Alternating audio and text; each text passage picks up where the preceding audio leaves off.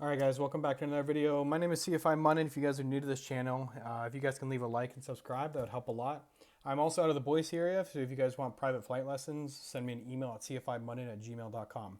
So we're looking at this incident that happened, or this accident that happened in a Cessna 172 Sierra model, my favorite Cessnas, and it happened at Addison Airport in Texas on August 18th, 2018. So if you guys watch that video back, I am absolutely shocked that nobody was killed in that accident. The survival rate of that thing must have been 5 to 10% because the way that they impacted the ground, this is the fact that they survived. This is miraculous. Honestly, somebody is watching out for them. Look at that. That impact is crazy. All the dust that comes out. They landed in a construction site, which, I mean, given that the dirt was soft, that might have actually saved them compared to like asphalt or something. I don't know, but all three of them survived. You guys are going to be blown away by this story. I was reading the NTSB report, which I'll read here in a second, and this was also a really, really preventable accident. So I'll read the NTSB report on August. Oh yeah, and also go ahead and leave this guy a subscribe and like aviation accidents, like that. All right, so on August 18th, 2018, at about 1500 Central Daylight Time, a Cessna 172 Sierra airplane was substantially damaged when it was involved in an accident near Addison, Texas. The pilot and two passengers were seriously injured. The airplane was operated Part 91, and this was a discovery flight, which makes this even worse. The pilot reported that shortly after departure on a discovery flight, the airplane began veering left. He applied right rudder with aileron. However, the airplane continued to veer left. He recalled hearing the stall warning horn and stated that he lowered the nose and adjusted the trim, but the airplane continued in a nose-down position and impacted the ground. Yeah, okay. A video of the accident flight showed the airplane in a high-pitch attitude shortly after takeoff, followed by the left wing dropping and a rapid descent, consistent with an aerodynamic stall. Given that the pilot had just taken off, there was insufficient altitude to recover from a stall. Yeah, I'd say. The airplane sustained substantial damage to the fuselage, wings, and empennage. Like I said, that whole aircraft is just destroyed. So how they survived that, I don't know. Post-accident examination did not reveal any evidence of pre-impact failure or malfunctions that would have precluded normal operation. The examination revealed a flap setting of 30 degrees. Weight and balance calculations determined that the aircraft was loaded about 138 pounds over its maximum gross weight, which, in combination with the flap settings during takeoff, would have adversely affected the airplane's climb rate. In an attempt to maintain a positive rate of climb, the pilot inadvertently exceeded the airplane's critical angle of attack and aerodynamically stalled the airplane. Probable cause: the pilot's improper flap settings for takeoff and subsequent exceedance of the airplane's critical angle attack, which resulted in an aerodynamic stall, contributing was the overgross state of the airplane, meaning overweight. So why this, I'm assuming he was like an instructor or something, tried to take off with 30 degrees is beyond me. I mean, the max that we should be doing is 10 according to the manufacturers. For a short field or soft field, why he picked 30 degrees, I don't know. Here's my assumption, if you guys would allow me to guess. I remember one time I did a discovery flight, and those flights are super rushed because you pay $80 for 30 minutes, and depending on the airport, you know, that 30 minutes, that could be spent in the run-up, that could be spent taxiing, that could be spent holding short. So when I did my discovery flight, which it wasn't even a discovery flight, I wasn't a brand new pilot, I already had like 60, 70 hours, I was just looking at a different school. That was a super rushed flight. We literally did our run-up as we were taxiing, magneto check. I didn't, she did. Flap checks, you know, ailerons, checking the ailerons, the flight controls, the instruments, magneto check. Like, she did it, but it was while we were taxiing, and then we pretty much just went to the whole short line, and then we took off. It was super, super rushed. I don't even think we did a actually, I don't even think we did a magneto check now that I think about it. So I'm wondering if this is kind of what happened here, where this flight was really, really rushed, and he maybe forgot to take those flaps out for whatever reason. He was just like, I don't know, there's no way that if you had done the checklist, it makes it a lot harder to skip that. So I bet you this was a really rushed flight, but still, That's why introducing something called a pre-takeoff flow into your habits is really helpful. So I tell my students, do your pre-takeoff flow before every single takeoff. Fuel selector valve is on both, and then you move up. Fuel selector valve or fuel shutoff valve is in. Flaps are up or 10 degrees or whatever you need. Mixture is leaned if needed, and then we go over to our lights. And we do that before every single takeoff. So had he had even done that flow, that's why flows are critical, this probably wouldn't have happened. And the overgross weight. This makes me also think that this was really rushed because he obviously didn't perform a weight and balance. Had this, or I'm assuming it's a he, had this instructor done a weight and balance, the instructor would have found out that they were 138 pounds overweight, which is, that's a lot. That's a whole ass person that you're overweight. And it doesn't say what his center of gravity was. It didn't say if it was forward or if it didn't say that it was aft. But we know that if we have a aft CG, we're going to be less stable on the longitudinal axis. So that would have made it a little bit harder to recover from the stall, which is, I mean, I'm just speculating here. All these things are going through my head. But the weight and balance was not done, okay? And then another mistake that happened here, and actually there's more data here. So let's go ahead and move forward a little bit. And yeah, you could see this fuselage is completely destroyed. The empennage destroyed. Airfoils, prop. This whole plane is just in absolute pieces. And I can't wrap my head around how they survived this. This is just the NTSB report here. Okay. Reported passenger weights, 180 and 215. So whenever I do discovery flights or, it doesn't say the instructor's name. It says the display name, but not the instructor. So whenever I do a discovery flight, I'm putting someone in the back, I always do weight and balance. It takes me 5 minutes to do a weight and balance. And I know I could look at a person. I've been flying this model for so long that I can look at a person and assume I'm like, yeah, we're probably fine, but I'm going to do it anyways, right? It just gives me peace of mind, all right? And it's good to know. It also covers your ass in case something happens. But yeah, so their weights are 180 and 215. So those people aren't very small, right? I weigh 200 pounds. These guys are right in my weight. And here's just the basic empty weight, useful load, all that stuff. And then here is his narrative history of the flight. So I guess I can read this to you guys.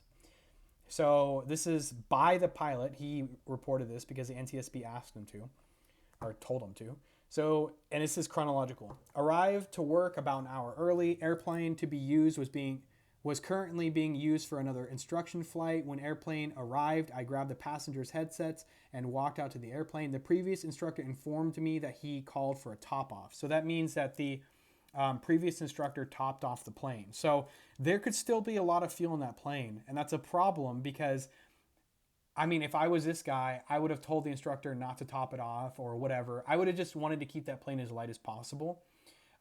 So had he done his weight and balance with the proper fuel calculations, he would have noticed that fuel put him overweight on top of having heavy passengers. So I'm just noticing that a weight and balance wasn't done in here. I performed a pre-flight inspection inside and outside with checklist provided. Passengers arrived and I informed them the pre-flight was complete and that we are ready to go fly.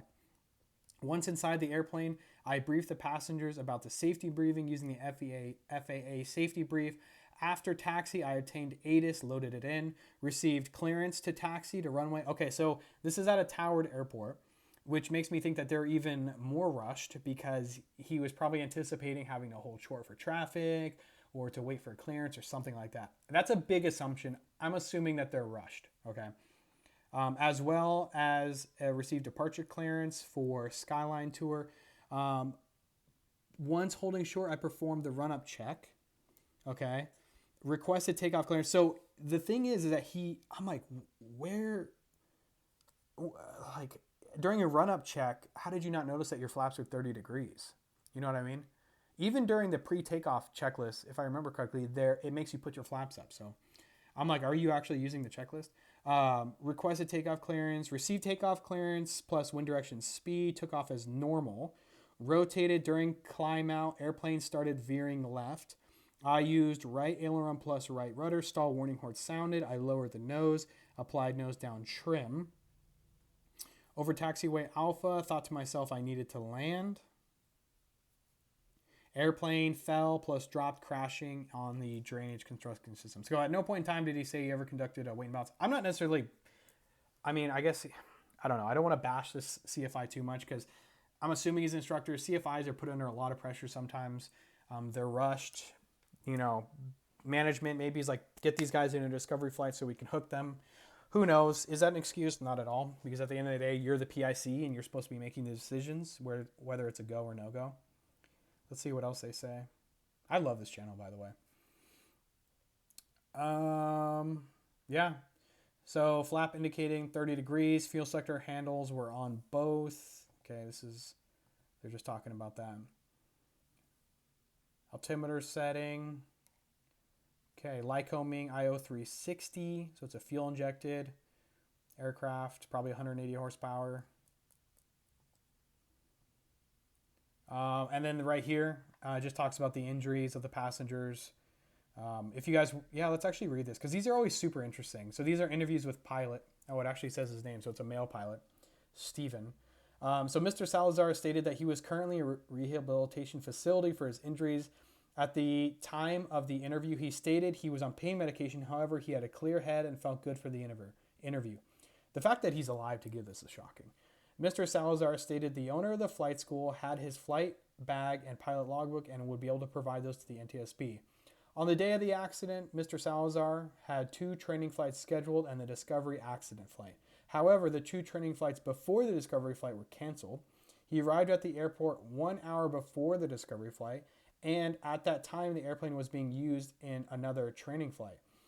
He, quote, sat around and waited for the airplane to return and grabbed extra headsets. He was given the passenger weights on the flight reservation. He stated, okay, so he did state that he completed a weight and balance calculation on his phone and determined they were in the center of gravity of his plane. So one of 2 things are happening here. He either lied about conducting the weight and balance or he did it improperly. Both are a possibility here. Okay, so this whole time I was assuming that he didn't. And now that just makes it even more confusing because now he's saying that he did, but in the investigation it says that he was overweight. So something happened here. He's either not telling the truth or he did it incorrectly. Both a possibility. When the airplane returned, Mr. Salazar went out to the ramp and began his pre-flight of the airplane. He explained that the airplane fuel had been topped off by the prior flight instructor, which your average flight, like let's say that flight instructor before him is like an hour and some change, you're only going to burn like 10 gallons of fuel. So you still have a ton of fuel in there. Topped off by the prior flight instructor. Once at the airplane, Mr. Salazar placed his flight bag in the back of the airplane and began the pre-flight using the flight school pre-checklist. The airplane, quote, looked good during his walk around, which included checking the oil and fuel. He also explained that he cycled the flaps twice during the pre-flight, once to make sure they are fully extended and retracted, and a second time to visually inspect the rods and the roller tracks. Okay. That's not how I do that personally. I'll check my flaps, but in the checklist for the Cessna 172 Sierra model, it says to put the flaps down, and that's part of your walk around as you go out and you do that. And then you get back in the plane, and then you put it back up. And then on your run up, I check them again just in case, because I have had flap failures before. The 2 passengers arrived, and he greeted them, advising that he just completed the pre-flight. Mr. Salazar briefed the passengers on the tour plan. They would depart and fly the approved route over the downtown Dallas skyline and then return to the airport. The flight would be about 45 minutes from airplane startup to shutdown. He explained that the air traffic control ATC may not approve the downtown route. If that happened, they would alter their flight and fly east from the airport to the practice area and return. Mr. Salazar stated that he gave the 2 passengers a briefing before they departed that included operations of seatbelt doors, air vents, and the fire extinguisher location. Is there any more to this, or is that it? Oh, there's a lot. Let's keep reading this. This is kind of interesting.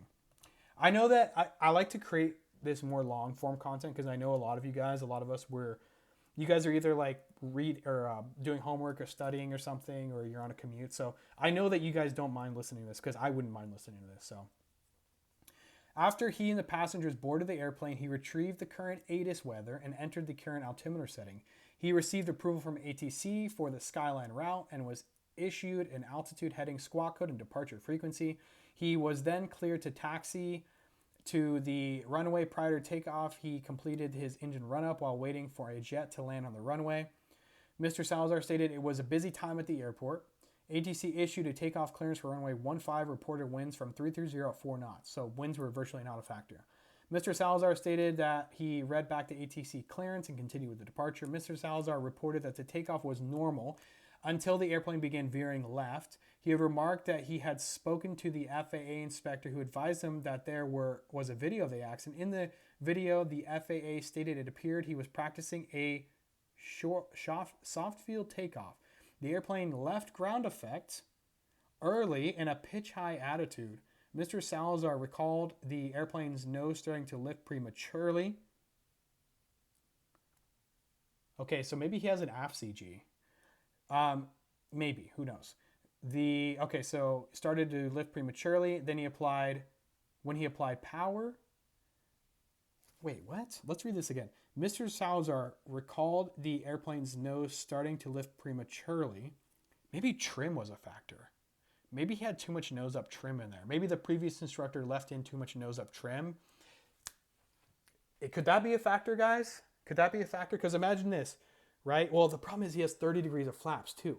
So that's probably what lifted up the nose early too. Because I'm thinking if the nose is coming up prematurely, like you apply full power, assuming your flap settings are correct, which they're not here, and that nose is coming up earlier, like it shocks you, you probably have nose up trim in there from the previous flight. But checking the trim is a part of the checklist. So something is happening here with the nose. But he had 30 degrees in, so things are a lot different when you try to take off with 30 degrees. Okay, so Mr. Salazar recalled the airplane's nose starting to lift prematurely when he applied power and attempted to push it down before liftoff. He reported the engine performed normally on takeoff. When the airplane began veering to the left, he applied right rudder and aileron. The controls felt normal with no resistance, but the airplane continued to veer over the grass towards the taxiway. Mr. Salazar recalled hearing the stall warning horn. He lowered the nose and adjusted the trim. So if you're adjusting the trim, like when I have a stall, right? Like if I was this guy, my instinct wouldn't be to just immediately adjust the trim. So I'm like, did you already know you had improper trim in there? Or is that just part of your flow? Is that part of everyone's flow? Like when I get the stall horn, my instinct isn't to trim down. My instinct is to physically push the nose down as quickly as possible and adjust power as necessary. So he recalled hearing the stalling horn. He lowered the nose and adjusted the trim. When the airplane was over the taxiway, he considered landing on the taxiway since there was no visible runway available, but it was all happening, quote, so fast. He tried to keep the airplane nose up. Okay, so he pushed the nose down, but he tried to keep it up. But the airplane continued a nose down position and crashed to the earth. Well, that's because you stalled at that point. He passed out from the impact, and when he woke up, he recalled fire and an ambulance were at the site. Someone had asked him to turn off the fuel selector, but he was not able to move or do so. He turned to look at the passenger seated in the back seat and saw her seatbelt was choking her. He advised emergency medical technicians to cut her seatbelt off her neck, and the EMT did. Emergency personnel had to cut the airplane apart to extract him and the passenger. They loaded him onto a stretcher and transported him to the hospital emergency room. He went to intensive care unit and had to undergo 12-hour surgery the next day. His self-reported injuries included lacerations of the nose, contusions around his eyes and forehead, broken L1 and L2 vertebrae, broken right femur and tibia, broken left ankle, and a shattered left heel. Wow. Those injuries are extensive. Mr. Salazar stated the flaps were retracted for taxi and takeoff. He would not have lowered the flaps and did not recall the passengers in the right seat lowering the flaps either. So now he's saying that he didn't have the flaps down to 30 degrees on takeoff. And he said that he didn't recall the passengers accidentally touching the flaps either, which I guess is a possibility. But for me, on a discovery flight, those guys are sitting on their hands. They're not touching anything. And if they did touch something, I would immediately notice. There's no way that I wouldn't catch that. Mr. Salazar explained the passengers were not on the controls at all during the flight.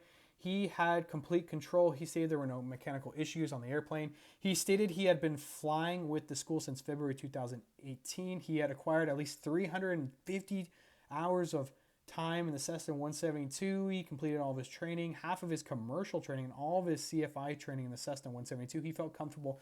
So this guy's a new CFI. He's a new CFI. I'm not... Yeah, there's a lot wrong with this, huh? There's a lot wrong with this. He's a new CFI. He didn't know if the flaps were retracted or not. He said that it wasn't. He wouldn't have taken off with it, but they were. He says he didn't notice if a passenger did it or not. This just sounds like it comes down to... It just sounds like this kind of comes down to negligence a little bit, doesn't it? Nonetheless, dude, I'm really glad that you're alive and that your passenger's alive. I'm really happy because you almost didn't make it out of this one. So, yeah, a lot to take in here. So what were the biggest mistakes that we could take away from this? I still have these up from my other video. Well, first of all... I think just the whole... Why is this playing? Oh, I remember this video. This video was crazy. This guy did so good here. Maybe we'll talk about that next. So a couple of factors that kind of got this guy. One was they were overweight. All right, big problem because that affects our longitudinal stability. Ford NAFCG has different effects on our stall recovery, our ability to recover from a stall, our overall performance, and even our rotation speeds.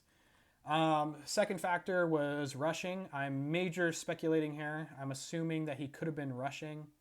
Another factor here is that he was a newer CFI. Just because you're a new CFI doesn't mean that you make mistakes like this. It just means that you're more prone to make mistakes. So if you're a new CFI, double, triple check everything. There was no weight and balance performed, and if there was, it was incorrect.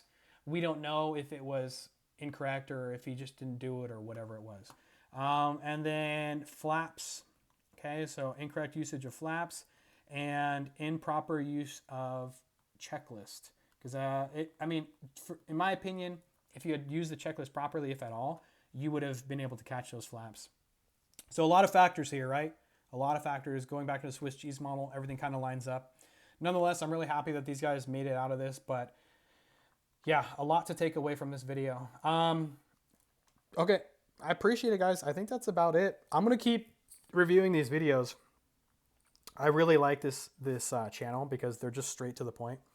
And no BS. They give you the NTSB case review, all that stuff. But a lot to learn from this. Don't rush, guys. Do your weight and balance computations. And